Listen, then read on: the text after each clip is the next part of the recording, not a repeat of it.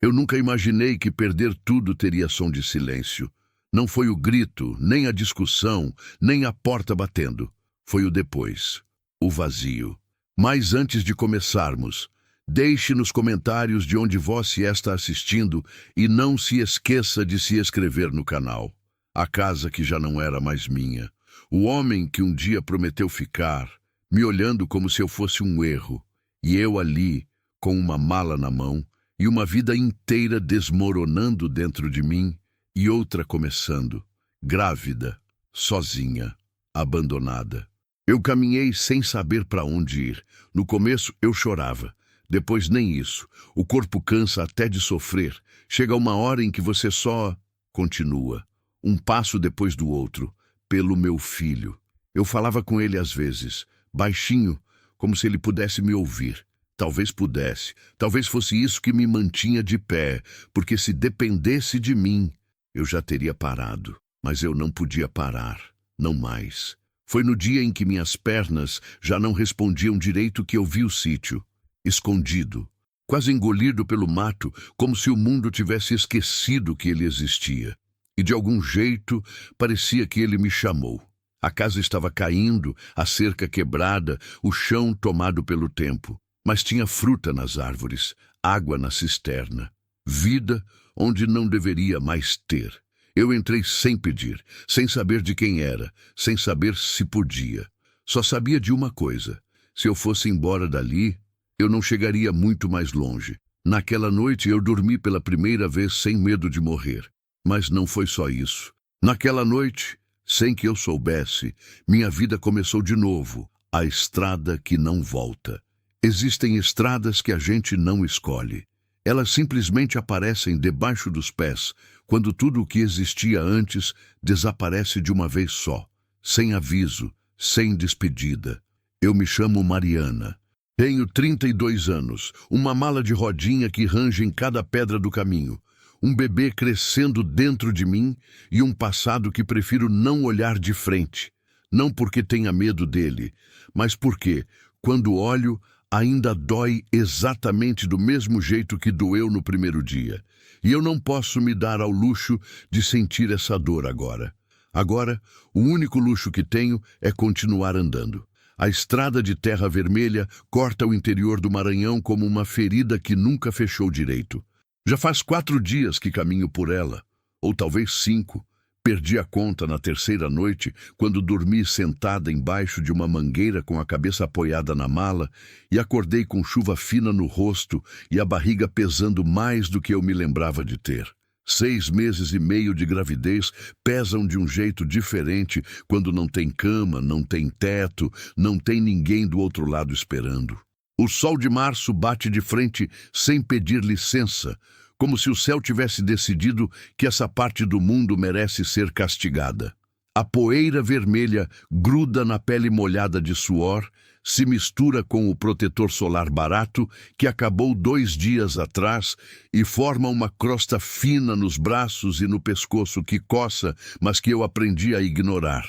O cheiro é de terra quente, de capim queimado nas margens da estrada, de tempo que parou há muito e não recebeu aviso de que precisava seguir.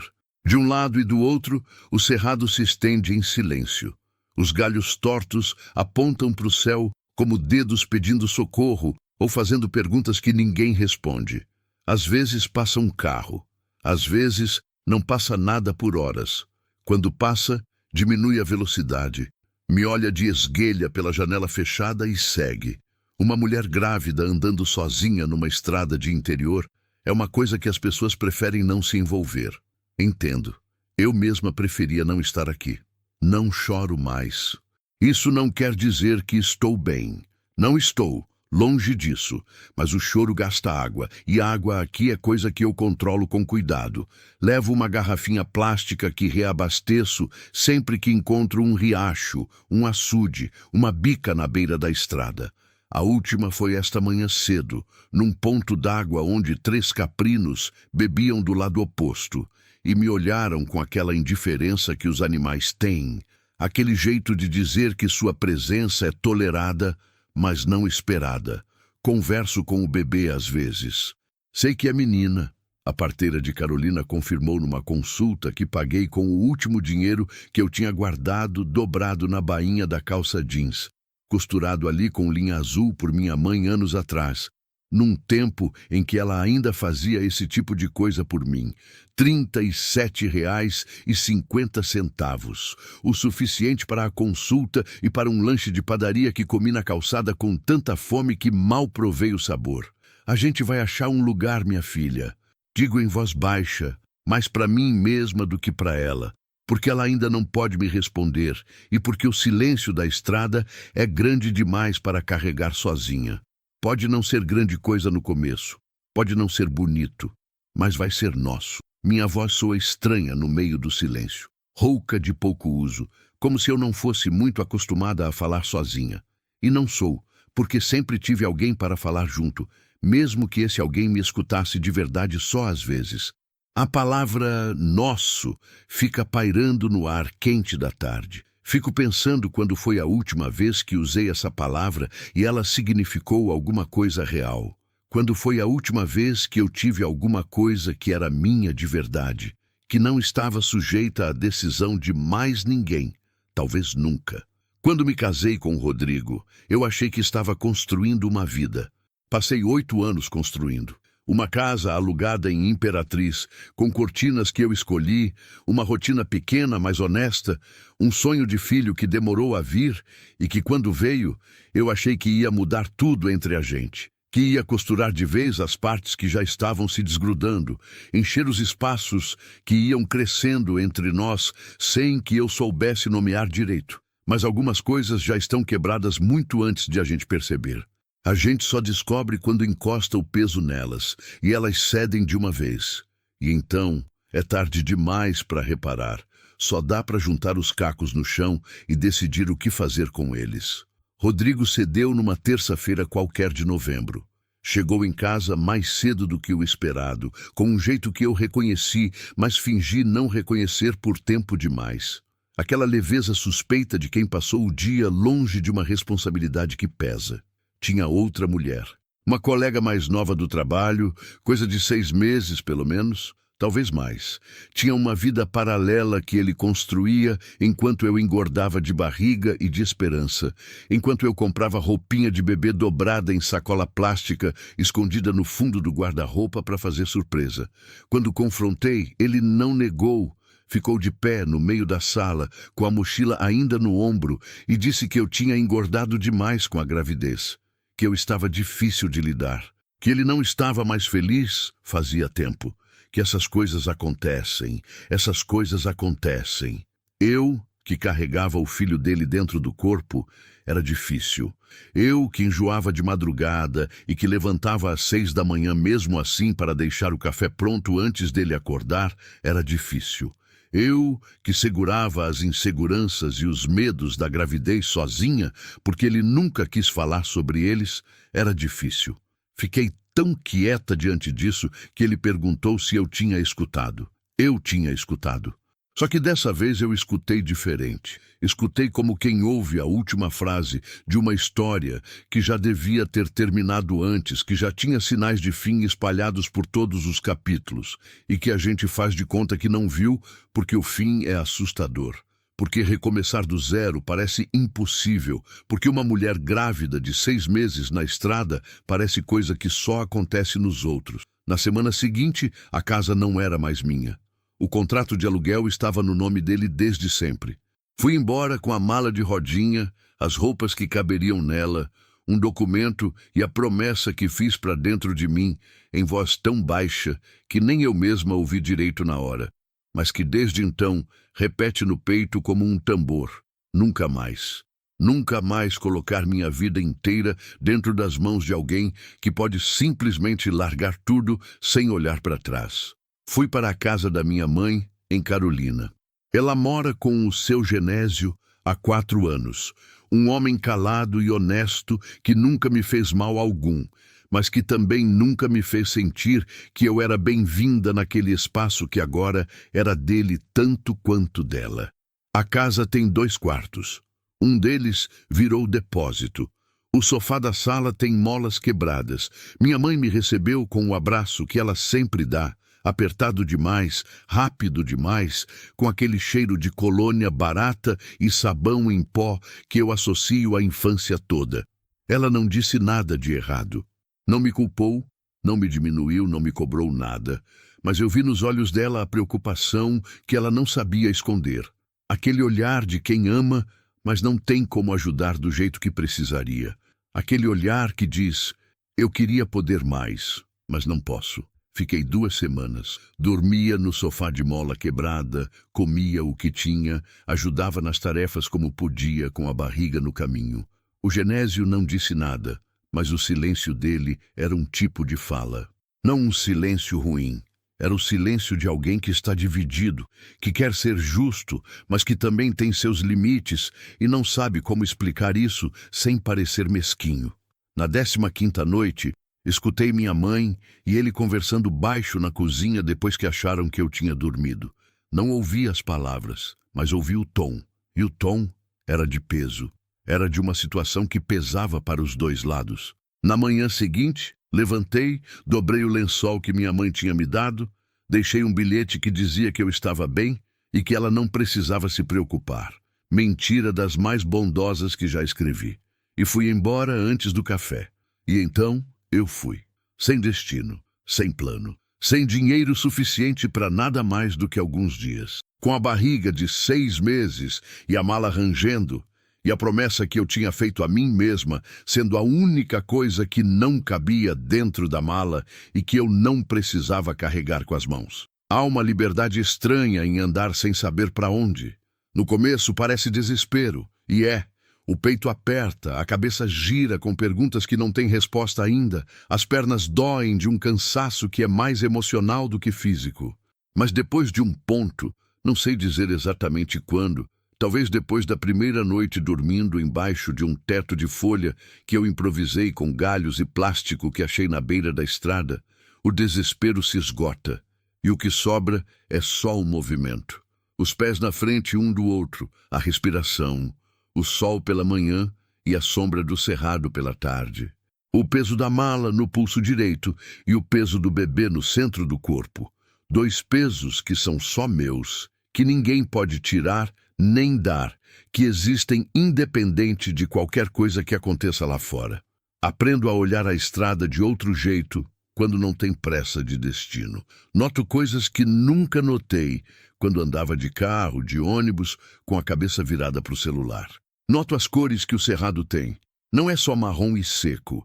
Tem verdes de 1000 tipos, tem amarelos, tem o roxo discreto de uma florzinha rasteira que brota do chão pedregoso, como se o chão pedregoso fosse o lugar perfeito para ela. Noto o jeito que o vento vem antes da chuva, aquele vento diferente, carregado, que tem cheiro de água ainda longe, mas a caminho. Noto também o silêncio, que não é silêncio de verdade. É um silêncio vivo, cheio de grilos, de pássaros, do vento nos galhos, do barulho de bichos se movendo no mato. Um silêncio que respira. É um silêncio que eu poderia habitar, se tivesse onde. A tarde do 5º dia é quando as coisas mudam. Ando mais devagar, porque a barriga puxou para baixo desde a manhã, um incômodo surdo que conheço. É o bebê que mudou de posição, que encontrou um jeito de se instalar, que pressiona um nervo que eu ainda não sei o nome. Cada passo é calculado, cada pedra no caminho é um obstáculo a contornar com cuidado. Estou com fome de verdade. O último alimento foi de manhã cedo, um punhado de mangas pequenas e ácidas que arranquei de uma árvore à beira da estrada, comendo em pé mesmo, com o suco escorrendo pelo queixo. Sem vergonha nenhuma, porque vergonha é coisa que a fome gasta antes de tudo. Para o bebê, eu como. Isso é a única regra que tenho agora, e é absoluta. Mesmo quando o estômago torce de enjoo, que ainda aparece de vez em quando desde o 5º mês, mesmo quando a garganta fecha de cansaço, mesmo quando comer parece um esforço grande demais, eu como, porque ela precisa e porque eu prometi. Começo a pensar em onde vou dormir quando o sol começa a inclinar de vez para o horizonte. O céu de final de tarde no Maranhão é uma coisa que não tem explicação justa em palavras. Vai do azul intenso para o laranja, do laranja para um vinho escuro nas bordas, e no meio disso tem uma claridade que parece luz de dentro, como se o próprio ar estivesse iluminado por algo que não vem do sol. Bonito demais para alguém que está com os pés doendo e a barriga pesada e a preocupação de onde passar a noite crescendo a cada passo. É então que vejo.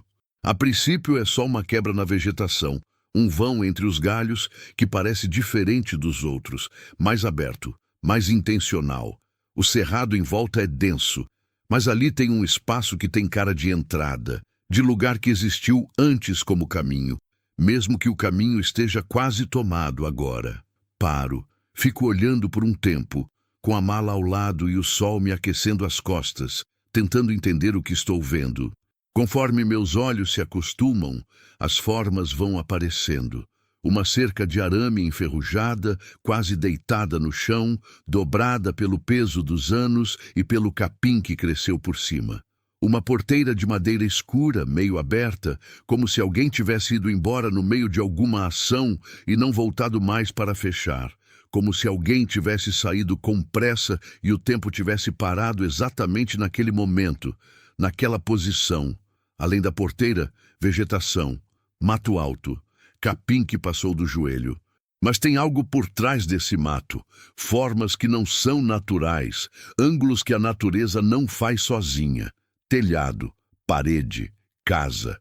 Fico parada na beira da estrada por mais tempo do que deveria. A prudência diz que entrar num lugar abandonado e desconhecido, sozinha, grávida no fim da tarde, é arriscado. A prudência tem razão, mas a prudência também não está carregando essa barriga, esses pés, essa fome, essa noite que vai escurecer em menos de uma hora e que eu ainda não sei onde vou passar. O que você acha? Pergunto para a barriga, com um leve sorriso que sai sozinho, sem que eu mande.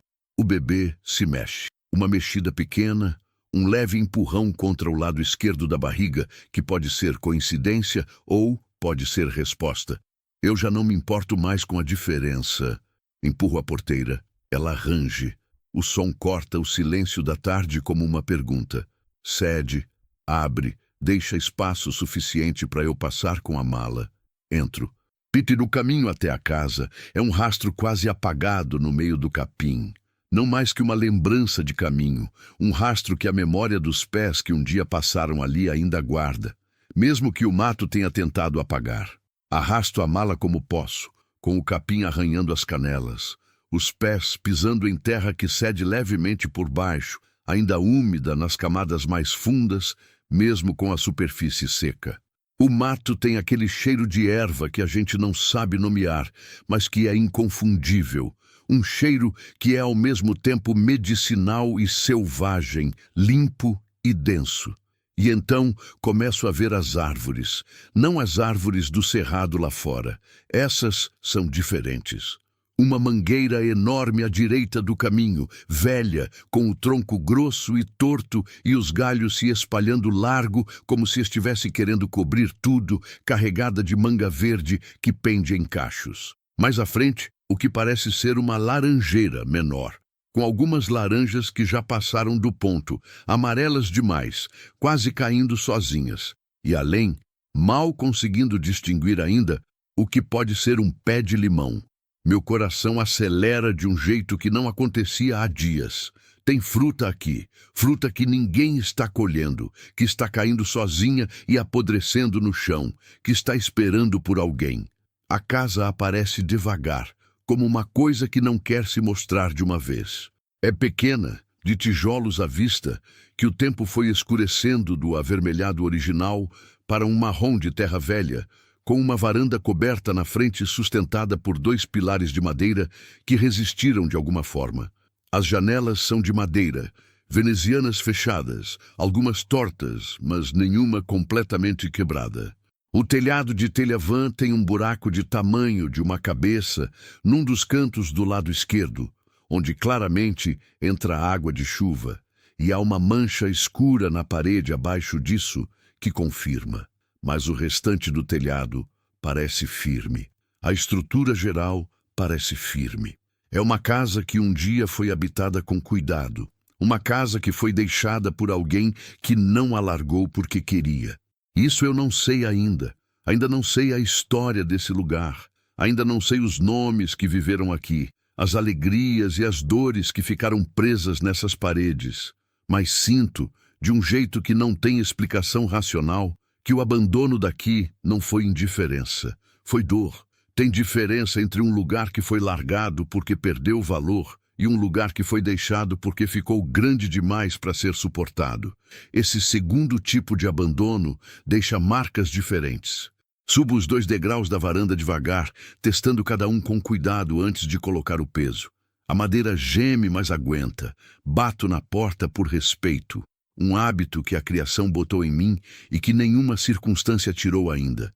Ninguém responde. Bato de novo, mais alto. Só o eco fraco contra a madeira e o som dos grilos começando no mato. A aldrava de ferro está oxidada, mas cede com pouca força. A porta abre para dentro com um rangido lento. Entro. O cheiro que me recebe é de tempo fechado. Poeira, madeira velha, um rastro leve de mofado que se dissipa rapidamente quando o ar entra junto comigo pela porta aberta. Há algo mais embaixo desse cheiro. Algo que lembra fumaça antiga, o tipo de cheiro que fica em casas que tiveram fogão a lenha por anos, que vai impregnando nas paredes e que não vai embora nunca completamente. É um cheiro que me lembra a casa da avó materna, que morreu quando eu tinha 11 anos. E essa lembrança me pega de surpresa e me aperta o peito por um segundo. No escasso clarão que ainda entra pela porta, consigo ver o suficiente. Uma sala pequena, um banco de madeira escura encostado na parede da direita, longo o suficiente para uma pessoa dormir. Uma mesa de madeira no centro com 2 cadeiras, uma de encosto, uma banqueta. Na parede do fundo, o que parece ser um calendário muito velho, tão desbotado que não consigo ler o ano.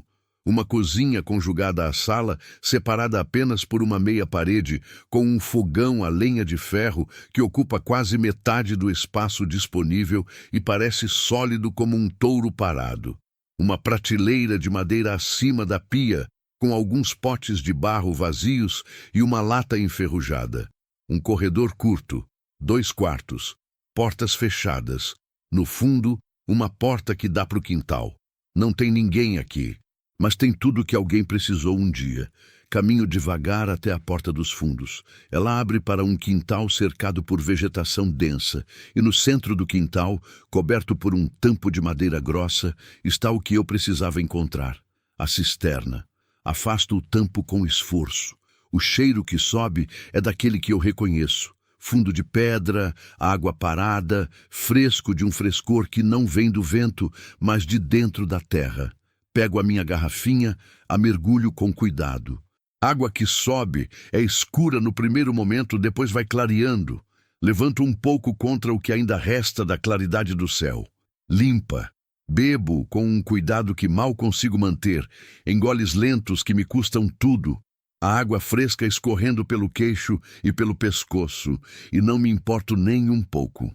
Fico assim por um tempo no quintal, com a garrafinha nas mãos e o céu lá em cima escurecendo devagar, com o cheiro de terra úmida saindo da cisterna e os grilos em volta aumentando o volume, como se estivessem animados com alguma coisa. A primeira estrela aparece no azul escuro lá em cima, e depois outra, e mais. Volto para dentro, sento no banco de madeira. Ele range, mas não quebra, um rangido de coisa velha que ainda tem serventia. Ponho as 2 mãos abertas sobre a barriga e fico assim, em silêncio, ouvindo a casa ao redor de mim. O vento bate nas janelas de madeira com uma batida suave e ritmada, como se estivesse pedindo para entrar. Os grilos lá fora constroem seu coro sem pausa. Em algum lugar distante, um sapo. O madeiramento da casa estala de vez em quando, o som de estrutura que esfria depois de um dia de sol. São sons que uma casa faz. Sons que uma casa viva faz. É por uma noite. Digo em voz alta para o escuro da sala. A voz sai mais firme do que eu esperava, mais decidida. Mas quando digo isso, eu mesma já sei que estou mentindo. Porque tem mangueira, tem laranjeira, tem a cisterna com água limpa, Tem lenha empilhada embaixo da varanda que só agora eu notei. Tem paredes, tem teto, tem o fogão de ferro que pode funcionar se eu souber acender. Tem a horta nos fundos, que eu mal enxerguei, mas que parece ter ainda alguns canteiros definidos, com ervas que cresceram sem cuidado, mas que cresceram. Tem um lugar onde me sentar, sem precisar pedir permissão para ninguém. Tem. Isso só entendo depois, quando o sono me alcança ainda no banco de madeira, com a cabeça tombada para o lado e a mão sobre a barriga e os grilos lá fora em seu coro de sempre. Tem a sensação, silenciosa e forte como água subterrânea, de que esse lugar estava esperando. Não sei por quem, não sei por quanto tempo. Mas quando o sono vem, ele não traz pesadelo nenhum, traz só escuridão calma, e dentro da escuridão calma, o cheiro de terra e madeira velha e água de cisterna, e o som dos grilos que não para e que por alguma razão que não consigo explicar ainda, não me deixa com medo, me deixa com outra coisa. Uma coisa pequena, frágil, do tamanho de uma semente, mas que está viva, e que com o tempo e com a terra certa, pode virar muito mais do que parece ser agora. Tem coisas que a gente só entende de manhã. De noite, a escuridão esconde os detalhes e a gente preenche os buracos com medo. De manhã, a luz chega e mostra o que é de verdade. Às vezes pior, às vezes muito melhor do que a gente imaginou. Acordei sem saber onde estava. Esse segundo de desorientação, quando os olhos abrem e o cérebro ainda não organizou o mundo ao redor, durou mais do que o normal. Levei um tempo para entender o teto de madeira escura acima de mim, as venezianas, de onde entrava um fio de luz dourada, o banco de madeira que tinha servido de cama e que havia deixado uma marca firme no lado do corpo, onde eu tinha tombado durante a noite. A mala de rodinha estava encostada na parede. A barriga estava aqui. Então lembrei. Fiquei deitada por mais 1 minuto, imóvel, escutando. Lá fora, pássaros, muitos, e de tipos que eu não saberia nomear, mas que faziam um barulho vivo e caótico, completamente diferente do silêncio pesado da madrugada. O sol ainda estava baixo, mas já tinha calor na luz que entrava pela fresta das venezianas. Aquela luz de começo de manhã que tem cor de mel e que não dura muito antes de endurecer no branco quente do dia.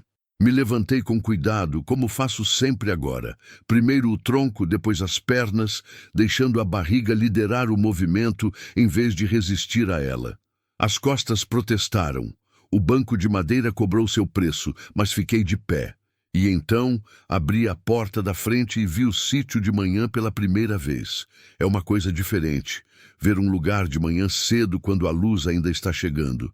A noite anterior tinha me mostrado formas e sombras, mas a manhã mostrou tudo, e tudo era mais do que eu tinha conseguido enxergar no cansaço do entardecer.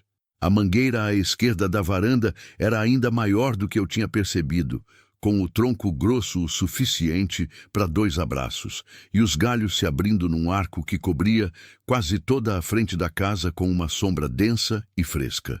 No chão, embaixo dela, mangas caídas, algumas ainda firmes, outras já moles, mas tantas que eu não conseguiria comer todas nem em 1 semana. Além da mangueira, a laranjeira. E além da laranjeira, o que eu não tinha visto de noite. Um pé de banana, baixo e largo, com um cacho verde ainda fechado pendendo do centro. Um pé de mamão com 2 mamões verdes e um quase amarelo.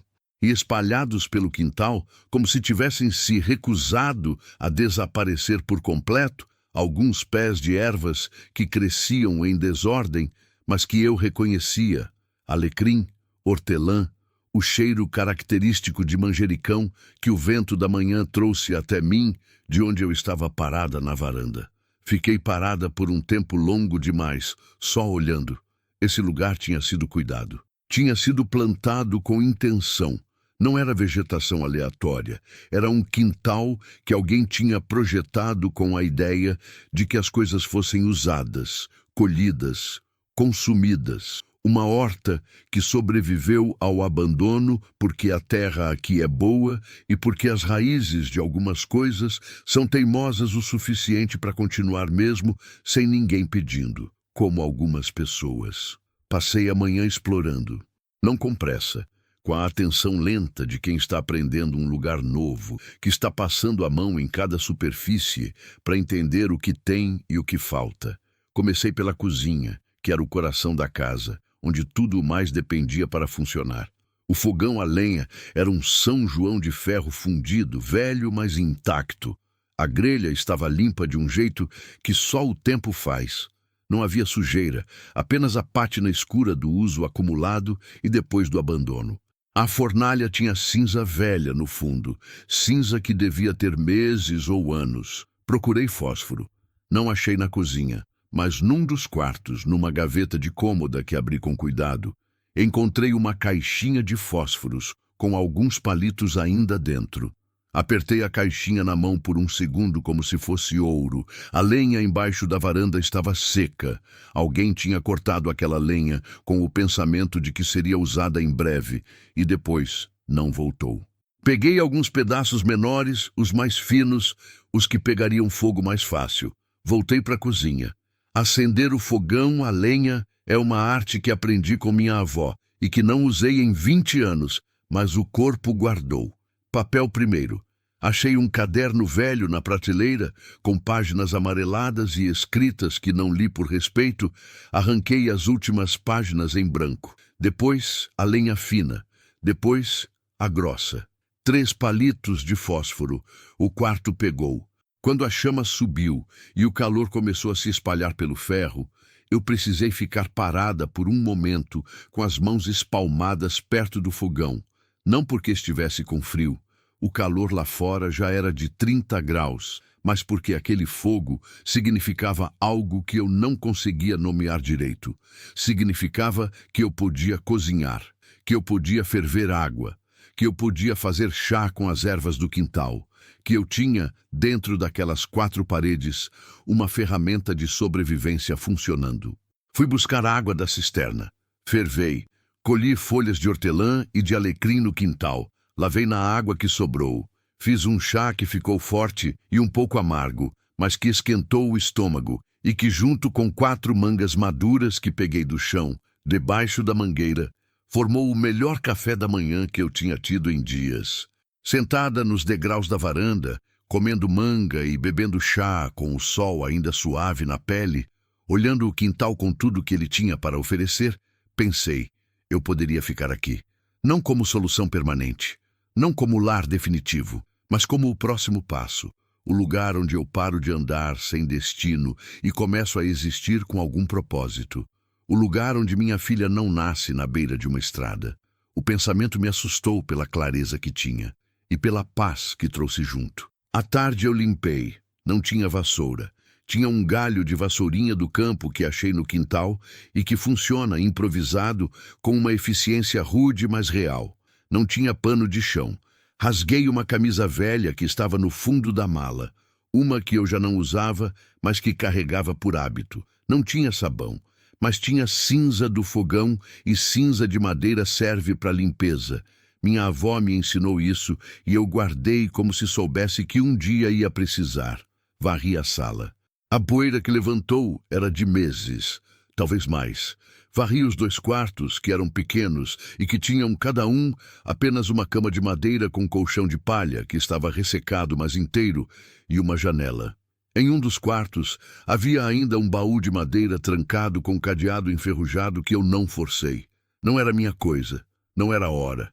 No outro quarto, sobre a cama, um terço pendurado num prego na parede, quieto como uma sentinela. Limpei a cozinha com mais atenção. Lavei a pia com areia fina que peguei do quintal, que serve de abrasivo quando não tem outra coisa.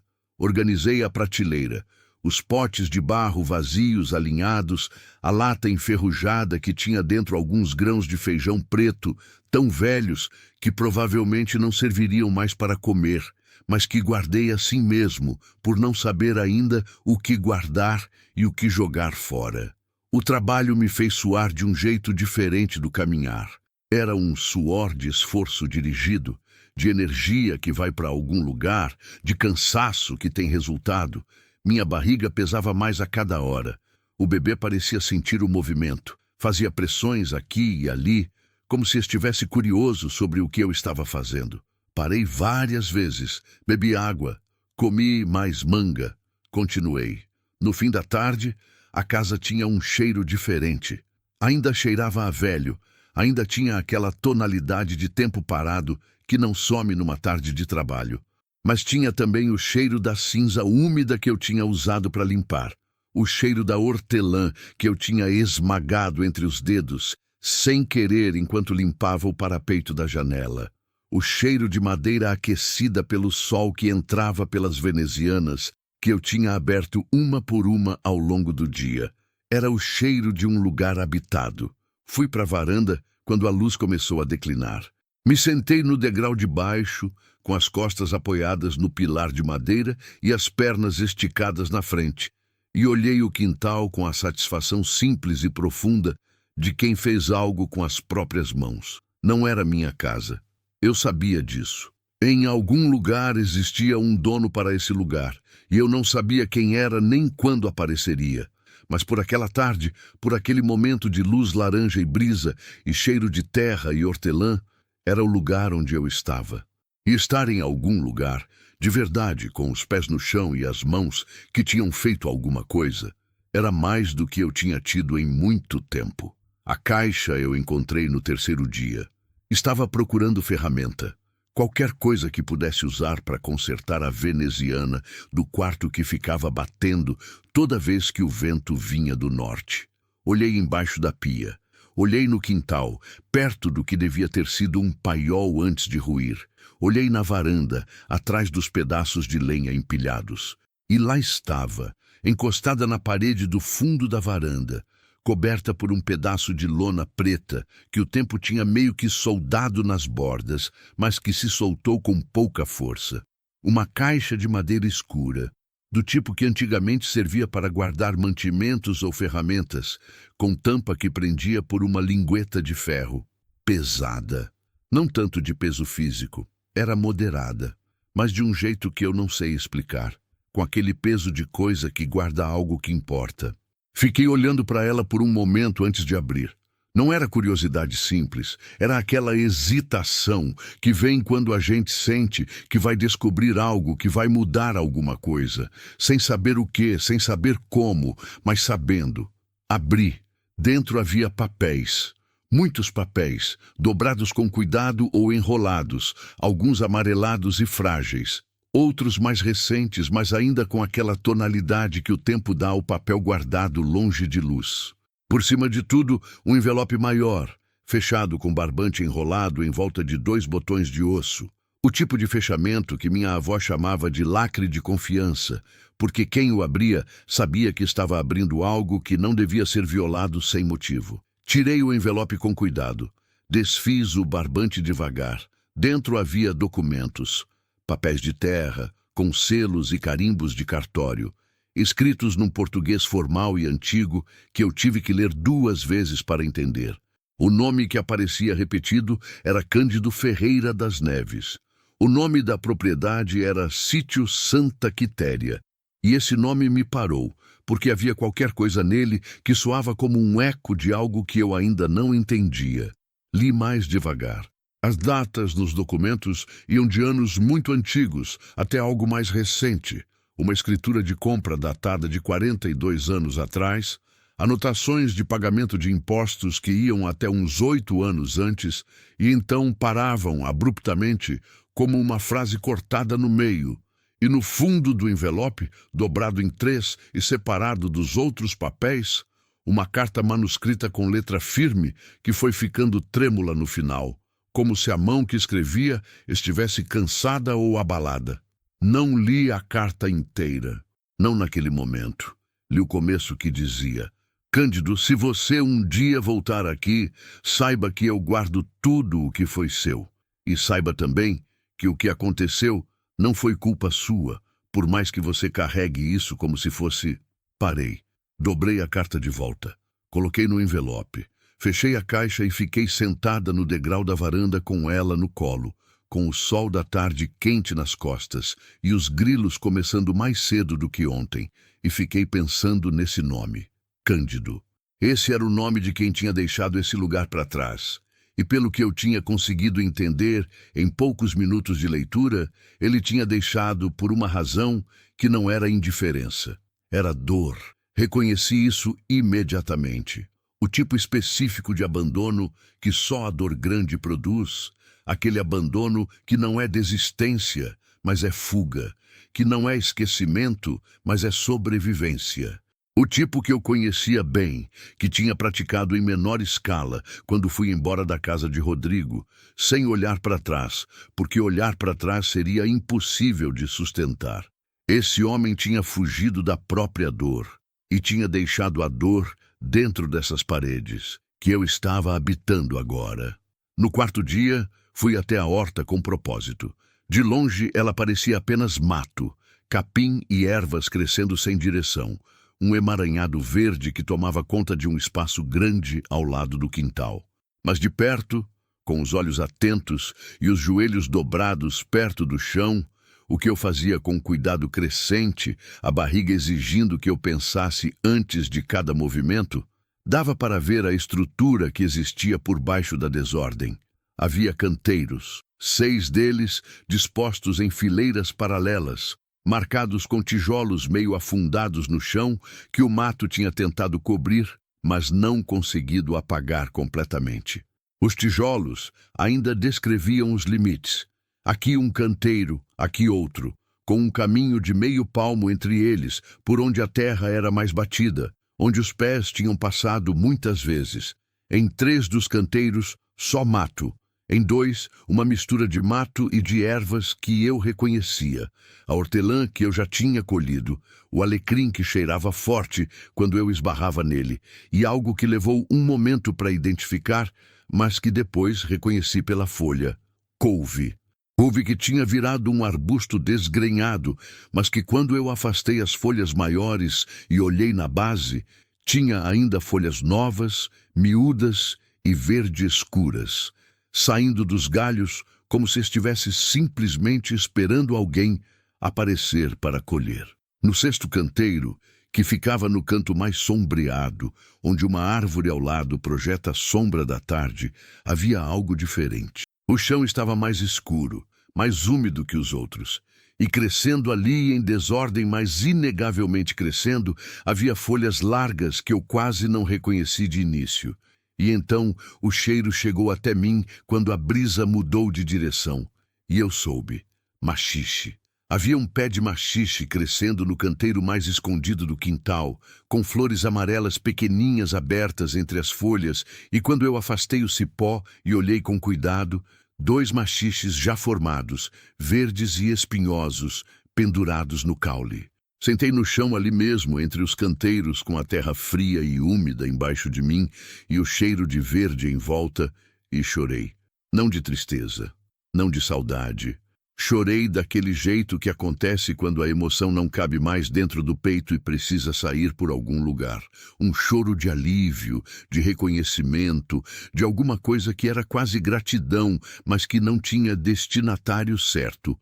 2 maxixes. Couve nova, mangas suficientes para uma semana, água limpa na cisterna, fogão funcionando, paredes e teto. Não era muito, mas era suficiente para continuar. E continuar, eu tinha aprendido naqueles últimos meses, era o suficiente por enquanto. Na 5ª manhã, ela apareceu. Eu estava na varanda ainda cedo, com o chá na mão e a luz de manhã chegando devagar pelo leste, quando ouvi passos na estrada. Um som de sandália em terra batida, firme e ritmado, o tipo de passo de quem conhece cada metro do caminho que está andando.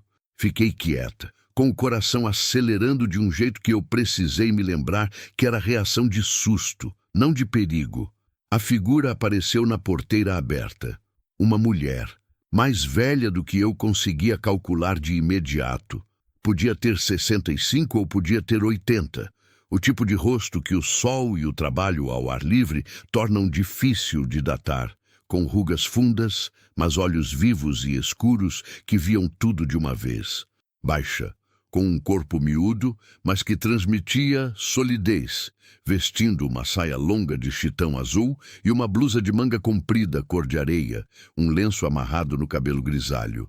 Carregava na mão direita uma sacola de feira de tecido e na esquerda um pedaço de galho que servia de bengala, embora o passo dela não precisasse de apoio. Usava o galho mais como quem anda com as mãos ocupadas do que como quem precisa de ajuda para andar. Ficou parada na porteira olhando para mim por um momento que durou tempo suficiente para eu sentir cada segundo dele. Eu olhei de volta, sem levantar, com o chá ainda na mão. Ela entrou no sítio com o mesmo passo firme, subiu os degraus da varanda, sem pedir licença, mas sem arrogância, e ficou de pé na minha frente, numa distância que era respeitosa, mas que não era hesitante. Olhou para minha barriga, olhou para o meu rosto, olhou de volta para a barriga. "Quanto tempo?" perguntou. Voz grave, pausada, com o sotaque do interior que estica as vogais e encurta as consoantes de um jeito que é música. Levei um segundo para entender a pergunta. 6 meses e meio, respondi. Ela assentiu, como se a resposta confirmasse algo que ela já tinha calculado só de olhar. "Você está comendo?" perguntou então. "Manga e maxixe", disse com um leve acanhamento que não conseguia esconder. Uma das sobrancelhas dela levantou ligeiramente. "Manga e maxixe não sustenta bebê", disse, sem julgamento, com a objetividade de quem está diagnosticando uma situação, não condenando uma pessoa. Então abriu a sacola de feira e tirou de dentro um pote de barro tampado, um embrulho de papel que cheirava a carne temperada e um saco de pano com o que parecia ser farinha. Pôs tudo no degrau entre nós. "Taguá com farinha e carne de porco salgada", disse. "Come devagar, que seu estômago não está acostumado com comida de peso." Fiquei olhando para ela, para a comida, de volta para ela. "Por que a senhora está me ajudando?" perguntei. Ela ficou quieta por um momento, como se a pergunta tivesse uma resposta que não era simples nem rápida. Depois, com aquela voz grave e pausada: "Porque tenho uma mulher grávida sozinha num sítio abandonado e eu sou a vizinha mais próxima." Pausa. "E porque eu conheço esse sítio há mais tempo do que você imagina." Olhou para minha barriga uma última vez, depois para o meu rosto. "Me chamo Quitéria", disse. "Pode me chamar de Dona Quitéria ou pode me chamar de Quitéria, mas não me chame de senhora, que eu não gosto." E com isso, sem mais cerimônia, sentou no degrau ao meu lado e abriu o pote de taguá. Comemos em silêncio, as duas, enquanto o sol subia e o cerrado acordava ao redor e o bebê se mexia dentro de mim como se também tivesse sentido o cheiro da comida e aprovado. Não perguntei mais nada naquela manhã. Ela também não. Mas havia entre nós, naquele silêncio compartilhado sobre os degraus de madeira de uma casa que não era minha e que ela conhecia de longe há anos, o começo de algo que eu ainda não sabia nomear. Uma espécie de acordo tácito, do tipo que não precisa de palavras, porque as palavras seriam menos do que o suficiente para descrever o que estava sendo estabelecido. Uma presença ao lado, que era, naquele momento, mais do que eu merecia e exatamente o que eu precisava. Algumas pessoas entram na sua vida devagar, como a luz da manhã entrando pela fresta de uma janela. Você não percebe o exato momento em que ficou mais claro, só sabe que ficou. Dona Quitéria foi assim. Ela voltou no dia seguinte àquele taguá compartilhado no degrau. E no dia depois também, e então eu parei de contar os dias, porque ela simplesmente passou a fazer parte da manhã do sítio como o canto dos pássaros fazia. Uma presença que eu esperava sem saber que estava esperando, que me fazia falta quando demorava mais do que o costume. Cada visita ela trazia alguma coisa, não sempre comida, às vezes era informação. Um dia chegou com um feixe de folhas que eu não reconheci e que ela chamou de erva cidreira, dizendo que chá antes de dormir ia me ajudar com o sono que eu tinha dito que estava irregular. No outro dia, chegou com uma corda grossa e me ensinou, com paciência que não era de professora, mas de quem faz porque sabe, como amarrar um varal entre a mangueira e o pilar da varanda para secar roupa com o sol sem estragar o tecido. No dia seguinte, chegou apenas com as mãos nos bolsos e ficou sentada no degrau me olhando trabalhar na horta sem dizer nada. E isso também foi uma forma de presença. Aprendi a escutá-la, que é diferente de ouvir. Ouvir é passivo, é o som chegando. Escutar é ativo, é ir de encontro ao que está sendo dito, é prestar atenção não só nas palavras, mas nos espaços entre elas, nas pausas que ela fazia antes de algumas coisas, como se estivesse pesando o quanto de verdade colocar naquela frase específica. Ela falava do sítio como quem fala de alguém que conheceu há muito tempo e que ainda pensa com carinho misturado de tristeza. Nunca de frente, nunca explicando direto, sempre pela borda, como quem se aproxima de um braseiro quente com cuidado, sentindo o calor de longe antes de chegar perto. Essa mangueira foi plantada há 40 anos, disse uma tarde, enquanto eu colhia mangas do chão debaixo dela. Quem plantou sabia que ia demorar para dar fruto. Plantou assim mesmo. Esse tipo de pessoa é raro. Não disse quem tinha plantado. Eu não perguntei. Ainda não. Foi na segunda semana que ela me contou. Ou melhor, que eu juntei as peças que ela foi deixando cair. Estávamos capinando o segundo canteiro da horta juntas. Ela de cócoras, com uma facilidade que eu invejava em silêncio. Eu de joelhos com um cuidado exagerado que a barriga exigia. Quando ela disse, sem olhar para mim, com a vista no chão e as mãos mexendo na terra: o dono desse sítio chama Cândido, Cândido Ferreira das Neves. Filho de Neves Ferreira, que foi quem comprou essa terra há muitos anos, quando isso aqui não era nada. Cândido cresceu aqui, casou aqui, plantou essa horta com a esposa dele, que chamava Elza. Continuou mexendo na terra. Eu parei de capinar, mas não disse nada, porque qualquer palavra minha naquele momento ia ser menos do que o silêncio que ela precisava para continuar. Elza era uma mulher que tinha luz, disse Quitéria, devagar. Não daquele tipo de luz que chama a atenção, não era barulhenta nem brilhante demais. Era uma luz quieta, que esquentava as pessoas por perto, sem elas perceberem. Cândido era um homem fechado. Não ruim, fechado. Sabe a diferença? Sei, disse eu, porque sabia mesmo. Ela abriu ele, devagar, como se abre uma janela enferrujada, com cuidado, sem forçar, esperando a hora certa. Depois de uns anos casados, ele sorria com mais frequência. Cantava às vezes, quando achava que ninguém ouvia. Plantava com ela de manhã cedo, antes do sol esquentar. Uma pausa. Ela arrancou uma erva daninha com precisão, sacudiu a terra das raízes. Quando Elza engravidou, ele ficou diferente ainda, mais leve, mais aberto. Parecia que o filho vindo ia completar alguma coisa nele que ele nem sabia que estava incompleto. Eu já sabia como essa história ia terminar. Sentia no jeito que ela falava, naquele tom que é presente, mas que guarda uma sombra que vai crescendo, igual a uma nuvem que aparece no horizonte quando o dia estava bonito. O parto foi aqui, disse Quitéria, e a voz dela baixou de um jeito que era quase imperceptível, mas eu estava escutando de perto o suficiente para sentir. Fui eu que fiz. Sou parteira há 40 anos. Fiz centenas de partos nessa região, a maioria sem complicação nenhuma, mas esse parou. Ficou olhando para a terra na frente dela. O bebê veio virado. Fiz o que sabia fazer. Fiz tudo o que havia para fazer. Mas Elza perdeu sangue demais. E o menino nasceu sem resposta nenhuma. Sem nenhuma. O silêncio que veio depois tinha peso físico. Eu senti ele pousar em volta de nós, como poeira depois do vento. Cândido estava do lado de fora.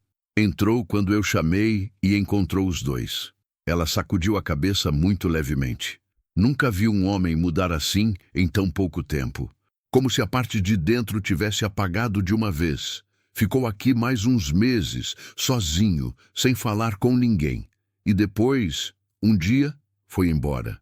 Deixou a porteira aberta, como se não quisesse nem terminar o gesto.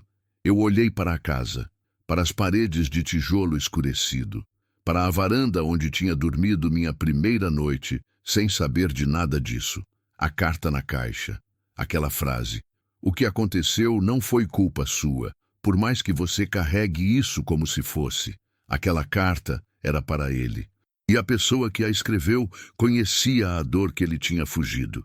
A senhora escreveu aquela carta. Disse, não como pergunta. Quitéria levantou os olhos para mim. Olhou por um segundo longo. Guardei tudo como pude. Disse apenas. Achei que um dia ele voltava. Uma pausa. Não achei que quando ele voltasse ia encontrar você aqui. Mas às vezes a vida tem mais imaginação do que a gente. A tempestade chegou no 14º dia. Dona Quitéria tinha me avisado 2 dias antes, com aquela certeza de quem lê o tempo não pelo celular, mas pelo corpo, pela pressão que muda, pelo jeito que os pássaros pousam mais baixo, pelo cheiro que o vento ganha quando carrega água de longe. Disse que ia ser forte, que eu precisava reforçar as venezianas e tampar o buraco no telhado antes que a chuva entrasse. Tentei. Subi numa cadeira com cuidado absurdo e cobri o buraco com um pedaço de lona que achei enrolado no paiol. Amarrei as venezianas com pedaços de arame que tinha no fundo do quintal. Recolhi tudo que estava do lado de fora da varanda. Abasteci a panela maior com água da cisterna. Mas a tempestade foi além do que qualquer preparação de 2 dias resolve. Começou às 3 da tarde com vento. Não uma brisa, vento de verdade que dobrava os galhos da mangueira com uma força que eu nunca tinha visto, que arrancava folhas e as jogava em redemoinhos pelo quintal, que fazia a casa inteira gemer num tom baixo e constante como um animal assustado.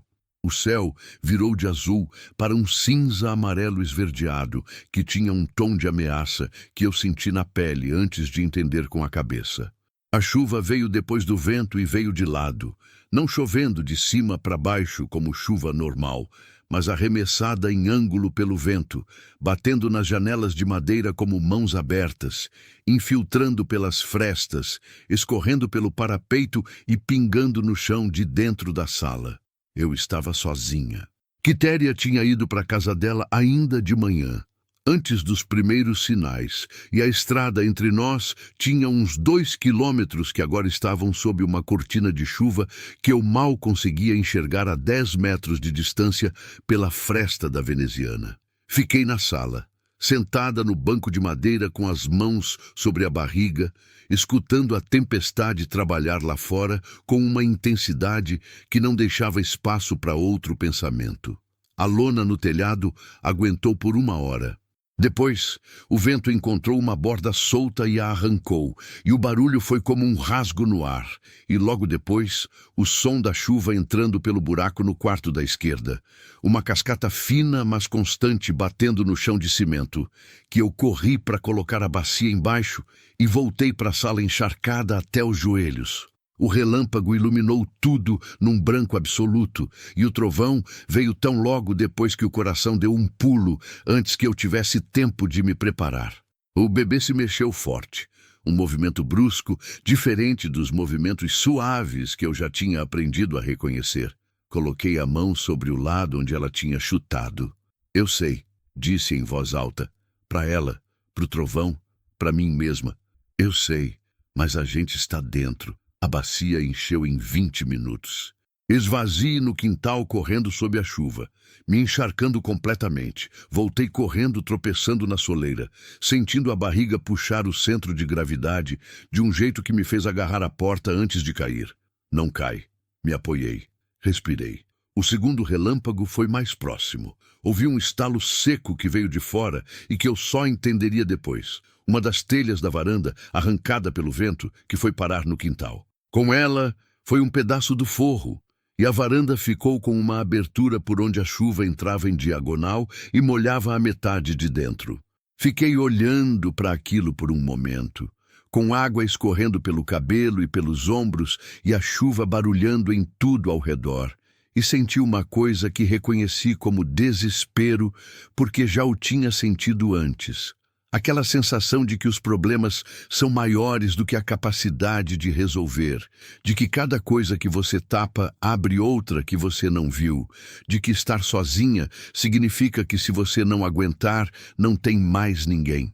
Então, embaixo desse desespero mais fundo, mais quieta, havia outra coisa: raiva. Não da tempestade. Da tempestade eu não tinha raiva porque a tempestade não escolheu nada. Raiva de tudo que tinha me colocado ali. Do Rodrigo e da terça-feira dele. Da minha mãe e do silêncio na cozinha. Do mundo que tinha uma forma de tratar mulheres grávidas e sozinhas que eu agora conhecia de perto e que era inaceitável.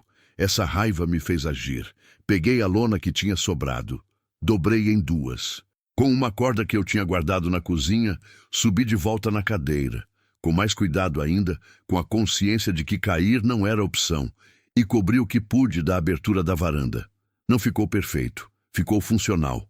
A chuva que entrava virou um fio em vez de uma cortina. Voltei para dentro encharcada e trêmula. Não de frio, mas de esforço e de adrenalina que ainda não tinha saído. A tempestade durou até a meia-noite. Eu não dormi durante ela. Fiquei sentada no banco de madeira, acordada, escutando cada variação no vento, cada mudança no barulho da chuva, a bacia enchendo e esvaziando, as paredes gemendo e resistindo. Falei baixo para a barriga de tempos em tempos. Não frases completas, só sons, só presença. Quando o vento foi embora às 11 da noite e a chuva virou garoa fina e silenciosa, e depois de garoa virou apenas o gotejo dos galhos pingando no chão molhado do quintal, eu encostei a cabeça na parede e fechei os olhos. A casa tinha aguentado. Eu tinha aguentado. Eram a mesma coisa, de certa forma. Quitéria chegou cedo, antes do sol secar o chão ainda encharcado, com um passo que tinha urgência sem ser corrida. Olhou a varanda, olhou o quintal, olhou para mim que estava na porta com o cabelo ainda meio úmido da noite anterior. Você está bem? Não era pergunta. Estou, disse. A lona no telhado saiu, e uma telha da varanda foi. Ela entrou, inspecionou o dano com olhos experientes, testou a madeira do forro com o polegar, olhou o buraco no telhado do quarto com a cabeça inclinada. Precisa consertar antes da próxima chuva, disse. E vai chover de novo essa semana. Eu sei, mas não sei como fazer sozinha. Ela ficou quieta por um momento. Depois, vou mandar meu sobrinho no fim da tarde. O sobrinho não veio no fim da tarde. Quem veio foi outro. Eu estava no quintal quando ouvi o barulho. Não o barulho de passos na estrada, mas o barulho de um motor desligando na frente do sítio. Um carro velho, pelo som, o tipo de motor que não é suave, mas que tem uma regularidade que só vem com muito uso e muita manutenção. Ouvi a porteira abrir, não o range da madeira solta, mas o clique do ferro, de quem sabe exatamente como abrir aquela porteira específica sem que ela range. De quem já abriu essa porteira muitas vezes antes. Fui até a frente da casa devagar. Ele estava parado na entrada do caminho que levava à varanda, com o chapéu de couro na mão e o sol da tarde nas costas que me dificultava ver o rosto de início. Homem alto, largo de ombros, com aquele tipo de corpo que não é de academia, mas de trabalho. O tipo de musculatura que a terra constrói, que o cabo de enxada e a lida diária esculpem ao longo de décadas. Calça de trabalho, camisa de algodão desbotada, as mãos grandes que seguravam o chapéu com uma firmeza que parecia hábito. Quando o sol saiu da frente dos meus olhos e eu vi o rosto, entendi imediatamente quem era. Não pelo rosto em si. Não tinha como eu conhecer esse rosto, mas pelo jeito que ele olhava para a casa. Aquele jeito específico de quem está olhando para algo que foi seu, que guardou dentro de si por muito tempo, que é doloroso de ver, mas impossível de não ver. Era Cândido. Ficamos os dois parados, olhando um para o outro, por um tempo que eu não conseguiria medir. O quintal entre nós, o cheiro de terra molhada da tempestade da noite anterior, os pássaros recomeçando nos galhos, como se a chuva tivesse sido apenas uma pausa. Ele falou primeiro. Essa terra é minha, disse, voz grave, pausada, sem raiva, apenas declarando um fato como quem lê um documento em voz alta. Eu sei. Respondi. Uma sobrancelha levantou levemente. Ele não tinha esperado essa resposta. Faz quanto tempo você está aqui? 14 dias. Ele olhou para a varanda, para a lona amarrada com corda no lugar onde a telha tinha saído. para a veneziana do quarto que eu tinha reforçado com arame, para o varal entre a mangueira e o pilar com roupa pendurada, para o canteiro da horta que eu tinha capinado e onde a couve nova já estava com as folhas mais abertas. Olhou para tudo isso com uma expressão que eu não consegui ler de imediato, que era muitas coisas ao mesmo tempo, camadas sobrepostas que iam de surpresa para algo mais complicado, mais fundo, que ele estava claramente trabalhando para não deixar aparecer na superfície do rosto. Você está sozinha, disse então. Também não era pergunta. Estou. Seus olhos desceram para a minha barriga e subiram de volta para o meu rosto. Naquele movimento, naquele segundo, eu vi algo mudar nele. Uma mudança sutil, quase imperceptível, como quando uma nuvem passa rápida na frente do sol e a luz no chão muda por um instante antes de voltar ao que era. Mas não voltou completamente ao que era. Ficou quieto por um momento longo. A tempestade fez dano. Disse, como se estivesse pensando em voz alta, mais do que falando para mim. Fez. Mas eu cobri o que pude. Ele olhou de novo para a lona. Depois tirou o chapéu e passou a mão pelo cabelo grisalho, um gesto de quem está calculando algo, pesando coisas que eu não via. Você vai embora quando? Perguntou. Olhei para ele. Olhei para a casa atrás dele, para a mangueira, para a horta, para a cisterna, para as paredes que eu tinha limpado e as janelas que eu tinha aberto e o fogão que eu tinha acendido. Para o lugar que estava, aos poucos, com cada dia que passava, ficando menos de ninguém e mais de alguém. Não tenho onde ir, disse. Não estou pedindo de graça. Trabalho pelo que uso. A horta está crescendo. Cuido do lugar como se fosse meu, mesmo sabendo que não é. Uma pausa.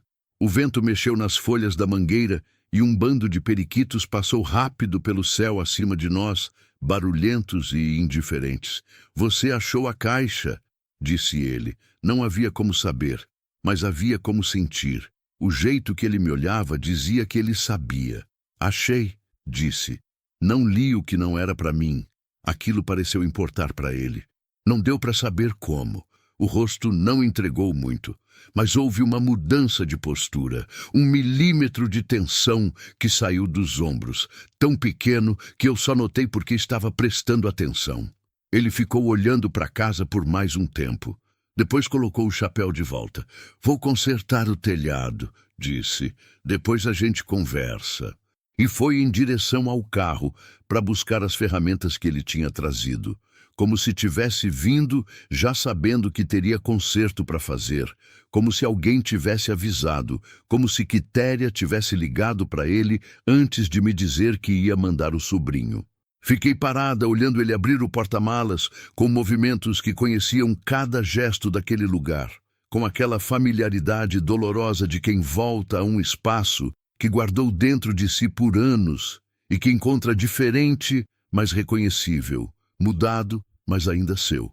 Voltei para dentro para ferver água e fazer café, não porque ele tinha pedido, mas porque havia uma linguagem em certas situações que não precisava de palavras. A linguagem de um telhado que precisa de conserto e de alguém que trabalha enquanto a tarde esquenta e que vai ter sede, e de uma mulher que não tem muito, mas que tem fogão e água e a capacidade de transformar essas duas coisas em alguma coisa oferecida sem cerimônia. Enquanto o café esquentava, ouvi o barulho das telhas sendo repostas lá em cima. O som firme e metódico de trabalho de homem, que sabe o que está fazendo, que não hesita, que não precisa pensar duas vezes antes de cada movimento.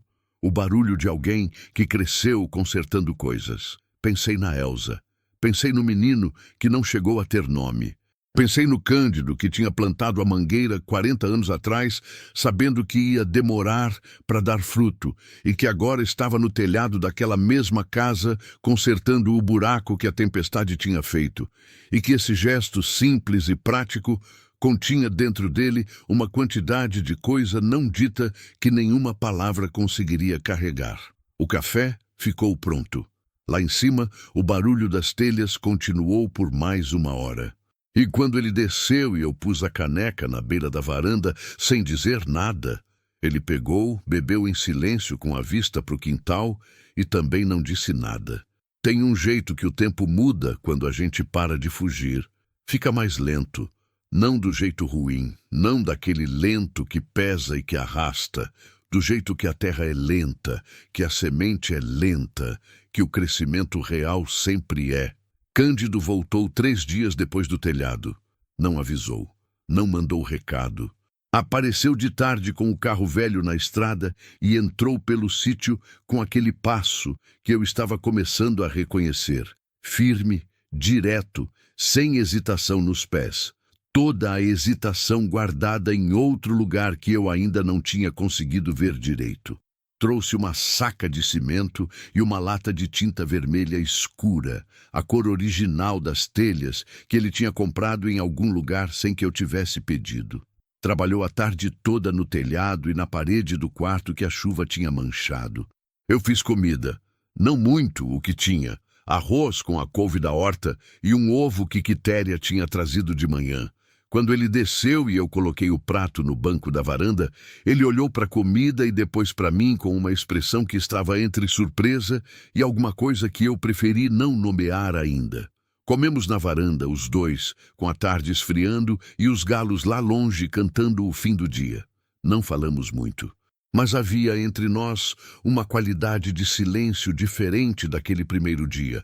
Não o silêncio tenso de dois estranhos medindo um ao outro, mas alguma coisa mais próxima do silêncio de duas pessoas que já estabeleceram que não precisam preencher o ar com palavras para justificar a presença. Antes de ir, ficou parado na beira da varanda por um momento, com o chapéu na mão e a vista no quintal que estava ficando cada vez mais organizado, os canteiros capinados, a mangueira com alguns galhos secos que eu tinha podado mal, mas podado, o caminho entre a casa e a cisterna limpo do capim que antes tomava tudo. "Você está cuidando bem", disse, sem olhar para mim. Não respondi. Às vezes a resposta certa para um elogio que custou muito é deixar ele pousar em silêncio. Ele foi embora. Voltou 5 dias depois 4, depois 2. A frequência cresceu sem que nenhum de nós comentasse como crescem as coisas que têm raiz boa, devagar, por baixo, antes de aparecer na superfície. Ele não falava muito de si mesmo, isso eu aprendi rápido. Mas havia formas de entender as pessoas além das palavras que elas dizem, o jeito que tocam as coisas, o que olham mais demorado, o que evitam. Cândido evitava o quarto da esquerda. Nunca entrou nele durante as semanas que se seguiram. Passava pelo corredor, olhava para a porta fechada com uma expressão que durava menos de 1 segundo antes de ele voltar o rosto para outra direção e seguia. Eu não abria aquela porta quando ele estava por perto, não por ordem dele. Ele nunca disse nada, mas porque havia respeito no reconhecer que algumas portas não são para todo mundo e que forçar não adianta. O quarto da direita foi aos poucos se tornando o quarto dele. Nada foi declarado, nada foi combinado em palavras.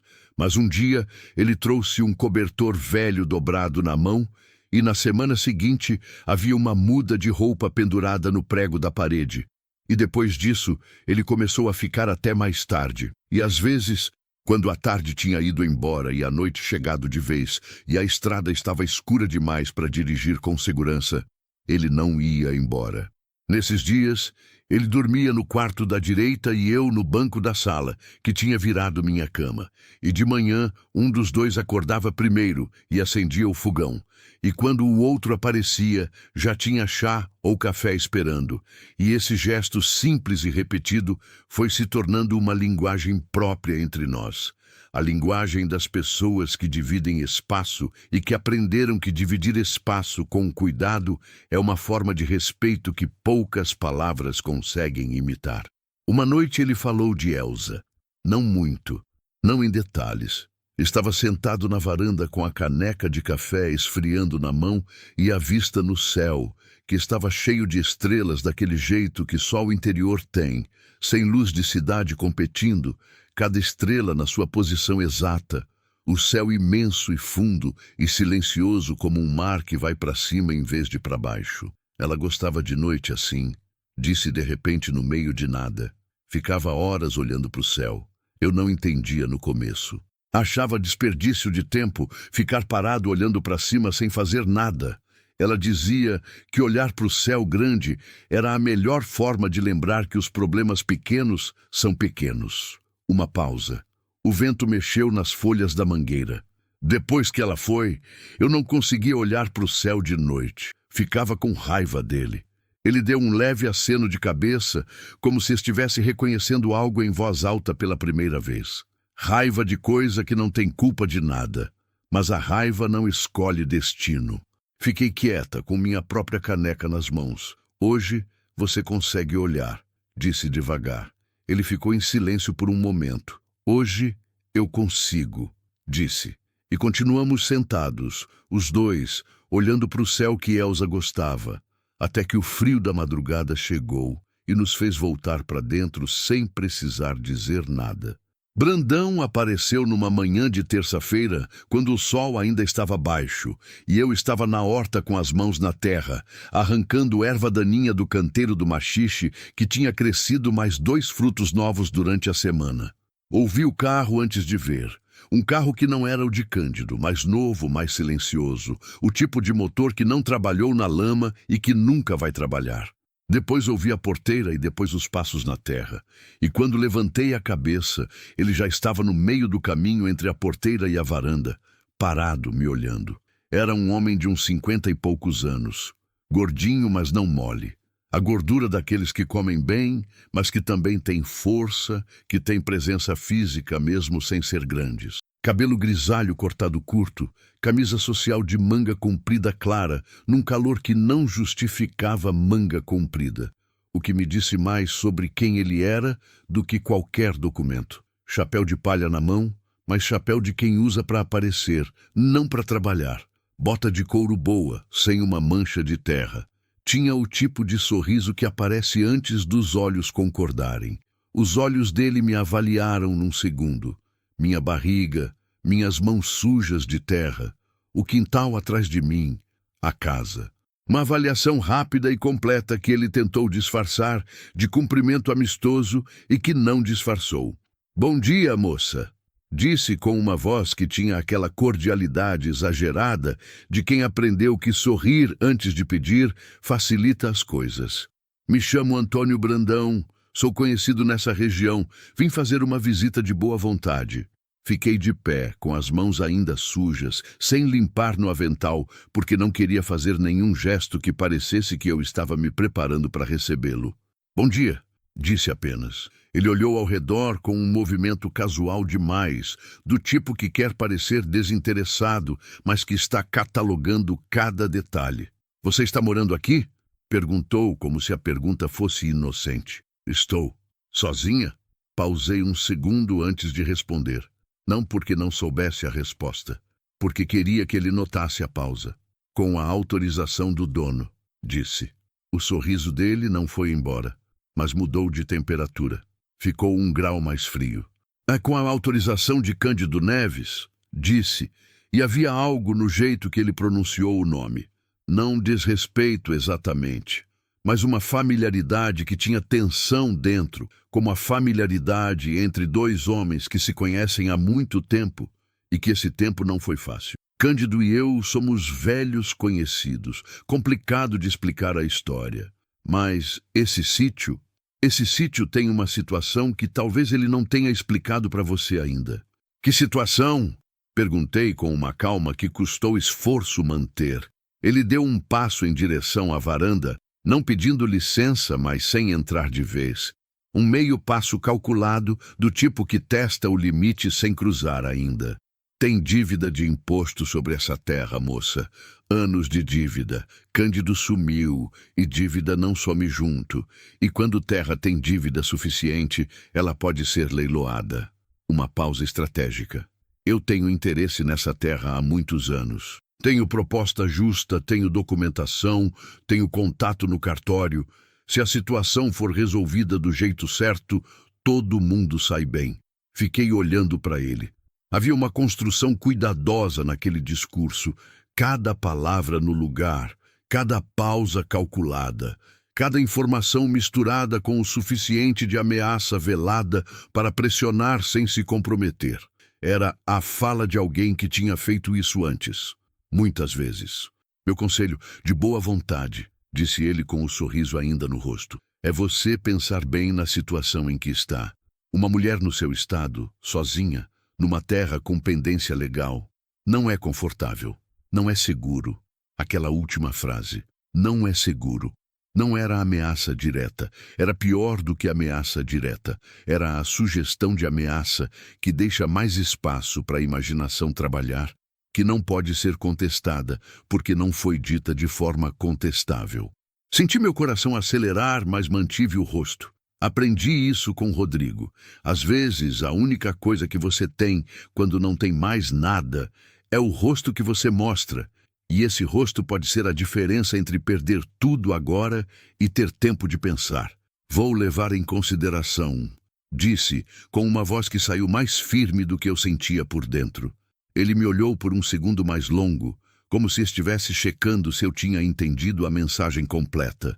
Depois, colocou o chapéu, deu um aceno de cabeça cordial. Ótimo. Qualquer coisa pode me mandar recado com qualquer um da região. Meu nome todo mundo conhece. E foi embora com aqueles passos de quem não pisou na lama na vida. Fiquei parada no quintal até o barulho do carro sumir na estrada. Depois sentei no chão da horta, com as mãos na terra fria e o coração ainda acelerado. E fiquei ali por um tempo que não consigo medir. O bebê se mexeu devagar, uma mexida suave e longa, como quem se acomoda. Eu sei, disse em voz baixa. Eu sei. Quitéria chegou no fim da tarde daquele mesmo dia, como se tivesse sentido que algo tinha acontecido, ou como se soubesse, pela rede invisível de informação que os moradores de interior mantêm sem precisar de telefone ou internet, que Brandão tinha passado por ali.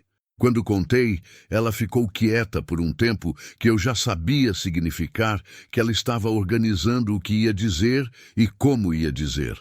Brandão tem olho nessa terra faz 10 anos, disse então. Quando Cândido foi embora e o sítio ficou vazio, Brandão foi ao cartório, foi ao banco, foi a todo lugar que podia ir para ver se conseguia alguma brecha. Mas Cândido, mesmo longe, nunca deixou de ser o dono no papel. Pagou imposto por carta durante anos, até quando parou. Aí foi que Brandão achou que tinha chance. Por que ele quer tanto essa terra? Perguntei. Ela ficou quieta por um momento. Tem gente que quer terra pelo que ela produz, e tem gente que quer terra pelo que ela representa. Brandão é do segundo tipo. Essa terra aqui fica num ponto que divide 2 outras propriedades dele. Se ele tiver essa no meio, ele fecha o corredor, tem acesso à nascente que vem do fundo do sítio e dobra o valor do que já tem. Uma pausa. E tem outra coisa. Cândido e Brandão já foram quase sócios, anos atrás, antes de Elza. Teve uma briga por causa de uma negociação que deu errado e que Brandão saiu perdendo dinheiro. Ele nunca esqueceu. Para ele, tomar esse sítio é 2 coisas ao mesmo tempo. Negócio e revanche. Fiquei olhando para ela. Preciso contar para Cândido. Ele já sabe de Brandão, disse Quitéria. O que ele não sabe é que Brandão veio até você. Ela me olhou com aqueles olhos escuros e vivos que viam tudo de uma vez. Conta para ele hoje mesmo. Não deixa passar. Cândido chegou naquela noite por volta das 7, como tinha passado a vir com frequência, e eu contei antes mesmo de ele sentar. Contei tudo. As palavras de Brandão, o sorriso que não chegava nos olhos, a frase sobre não ser seguro. Falei sem interrupção, sem drama, do jeito mais direto que consigo, porque Cândido era o tipo de pessoa que drama não alcançava, mas clareza chegava. Ele escutou de pé, com o chapéu na mão e o rosto fechado de um jeito que era diferente do fechado habitual. Tinha tensão nessa expressão, um aperto nos músculos da mandíbula, os olhos num ponto fixo na parede que não era nada, mas que ele precisava olhar para ter onde pousar a raiva. Quando terminei, ficou quieto por um tempo longo. Ele não tem como tomar essa terra enquanto eu estiver vivo e com os documentos em ordem, disse então. A dívida de imposto existe, mas é solucionável. Tenho como regularizar. Ele não parecia preocupado com isso, disse eu. Parecia que sabia de alguma coisa que eu não sei. Cândido me olhou. Brandão sempre pareceu saber de coisas que não existem.